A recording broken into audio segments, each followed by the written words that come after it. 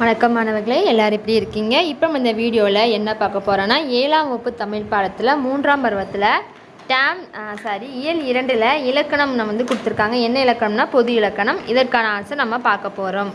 பக்கம் 38 இருக்குது, பார்க்கலாம். சரியான விடையை தேர்ந்தெடுத்து எழுதுக. ஃபஸ்ட்டு, செல்கின்றன என்பதுக்கு உரிய பால். ஆன்சர் பலவின் பால். அடுத்து இரண்டாவது, மழை சடசடவென பெய்தது. இத்தொடரில் அமைந்துள்ளது டேஸ். ஆன்சர் இரட்டை கிளவி.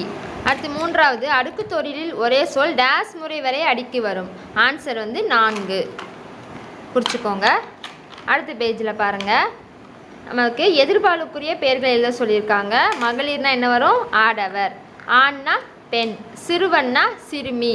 அரசன்னா அரசி. மாணவன் மாணவி, வி போட்டுக்கோங்க. தோழினா தோழன். அடுத்த கீழ்காணும் சொற்களை உயர்திணை அக்ரிணை என வகைப்படுத்த சொல்லியிருக்காங்க. உயர்திணையில் என்னெல்லாம் வரும்? முகிலன், கயல்விழி, தலைவி, ஆசிரியர், சுரதா எல்லாமே உயர்திணையில் வரும். அக்ரிணையில் பார்த்தீங்கன்னா வயல், குதிரை, கடல், புத்தகம், மரம். நமக்கு மேலே அந்த அட்டவணைக்கு மேலே கொடுத்துருக்காங்க பாருங்கள். அதை பார்த்து உங்களுக்கு எழுத்துக்குள்ளாடி அப்படியே பார்த்து எழுதிக்கோங்க. இது ஒரு ஸ்டூடெண்ட் எழுதுனது. ஸோ அதை எரேஸ் பண்ண முடியல, ஏன்னா அவங்க புக்கை வாங்கி தான் நான் வீடியோ போடுதேன். அதனால தான்.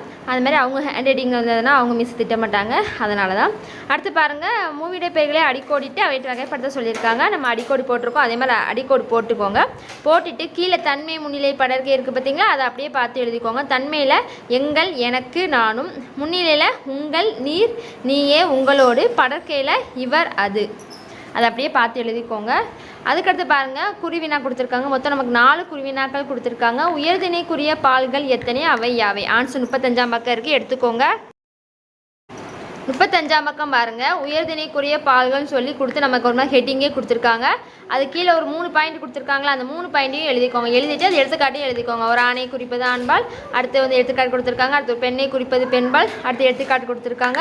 ஒருவருக்கு மேற்பட்டவர்களை குறிப்பது பலர்பால். அடுத்து எடுத்துக்காட்டு கொடுத்துருக்காங்களா, அந்த 3ஐயும் அப்படியே எழுதிக்கோங்க. முதல் கொஸ்டினுக்கான ஆன்சர்.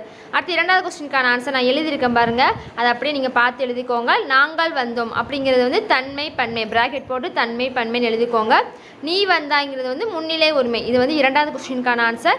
2வது கொஸ்டினுக்கான ஆன்சர் நமக்கு புக்கில் இல்லை, அதுக்கு நான் ஆன்சர் எழுதியிருக்கேன். அதை உங்களுக்கு எங்கே உங்களுக்கு இடம் இருந்துச்சுன்னா அதை அப்படியே பார்த்து எழுதிக்கோங்க. அடுத்து 3வது கொஸ்டினுக்கான ஆன்சரும் 4வது கொஸ்டினுக்கான ஆன்சரும் நமக்கு 37வது பக்கம் இருக்குது, எடுத்துக்கோங்க.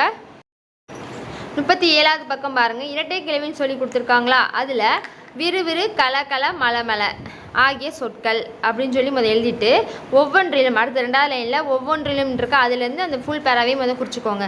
மொதல் பாயிண்ட் விறுவிறு, கலகல, மலமல ஆகிய சொற்கள், அந்த சொற்கள் வரை குறிச்சிக்கோங்க. முதல் பாயிண்ட். 2வது பாயிண்ட் ஒவ்வொன்றிலிருந்து அந்த பேரா முடிய வரை குறிச்சிக்கோங்க. அதுதான் 3வது கொஸ்டினுக்கான ஆன்சர். அடுத்து 4வது கொஸ்டினுக்கான ஆன்சர் அதே பேஜில் தான் இருக்குது. இரட்டை கிளவுக்கும் அடுக்குத்தொடருக்கும் உள்ள வேறுபாடு. நமக்கு ஏதாவது 2 வேறுபாடு மட்டும் தான் சொல்லியிருக்காங்க. நமக்கு 4 இருக்குது. இந்த 4ல் நீங்கள் ஏதாவது ரெண்டு பாயிண்ட் மட்டும் எழுதினா போதும். அது உங்கள் சாய்ஸ் தான். எது உங்களுக்கு ஈஸியாக இருக்கோ, எது உங்களுக்கு புரியுதோ அந்த 2 பாயிண்ட்டை எழுதிக்கோங்க. இரட்டை கிளவின்னு போட்டு அடுக்குத்தொடர்னு போட்டு அந்த அட்டவணையை போட்டுருங்க. ஏதாவது 2 பாயிண்ட் மட்டும் எழுதினா போதும். நெக்ஸ்ட்டு பின்னாடி சில 1 வேர்ட்ஸ்லாம் இருக்கும், அதுக்கான ஆன்சர்ஸ் பார்க்கலாம். படத்துக்கு பொருத்தமான திணையை எழுதுக. ஒருத்தவங்க வீணை வாசிக்கமாக இருக்குது, அது என்னது? உயர்திணை. அடுத்து பசுங்கிறது ஒரு அக்ரிணை. அடுத்து ஒருத்தவங்க பூ கட்டுறாங்க, ஒரு பெண், அது உயர்திணை தான். அடுத்து படத்துக்கு பொருத்தமான பாலை எழுத சொல்லியிருக்காங்க, பார்க்கலாம். ஆன்சர் பாருங்கள். முதல் சிங்கம் மட்டும் இருக்குது, அப்போ அது ஒன்றன் பால்.